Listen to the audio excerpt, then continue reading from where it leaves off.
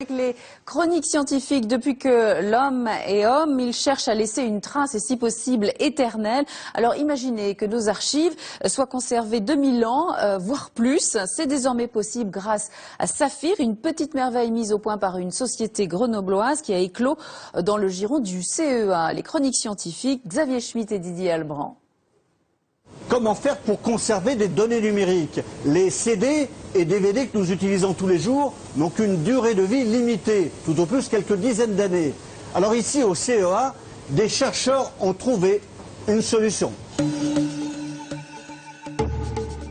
Le disque est un peu plus large qu'un CD, 20 cm de diamètre. Il peut contenir 10 000 pages d'archives, textes ou photos. Mais la nouveauté, ce n'est pas la capacité du stockage. C'est sa longévité. Elle est bien plus grande que la sauvegarde numérique. Et le stockage de données peut être très éphémère. Par exemple, le CD, à 10 ans, un quart des CD peut être détruit. Il peut être éphémère parce que les logiciels évoluent aussi, et on peut ne plus pouvoir lire des données parce que les logiciels ont évolué. Et il peut être éphémère aussi parce que le matériel n'existe plus. Le laboratoire de microélectronique du CEA, le commissariat à l'énergie atomique. Combinaison hermétique, éclairage spécial, atmosphère contrôlée. Rien ne doit parasiter les opérations.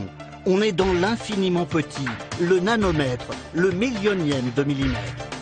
Les archives sont gravées au nitrure de titane, un métal très dur. Le support est un assemblage de 2 disques en saphir synthétique, également très résistant. Sa longévité est quasi infinie, elle est pour des millénaires.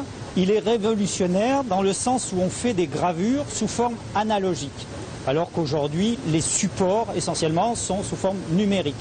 C'est-à-dire que les informations gravées sont lisibles directement. Et donc l'accès aux informations est indépendant des évolutions technologiques. Cette innovation a été baptisée nanoforme. Elle dérive de technologies développées par le CEA. D'abord la microélectronique. La course à la miniaturisation des circuits intégrés gravés sur les galettes de silicium, les wafers.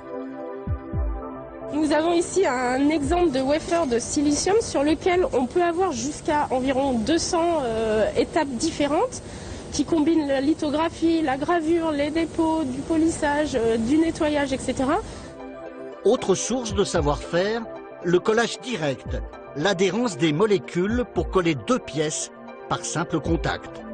Tout l'art est de préparer suffisamment bien les surfaces pour qu'elles adhèrent spontanément l'une à l'autre. Donc il faut vraiment que tous les atomes rentrent en contact, donc il faut être extrêmement propre et extrêmement lisse. Le disque Saphir est commercialisé depuis quelques mois. Il s'applique aux archives sensibles, du nucléaire au patrimoine.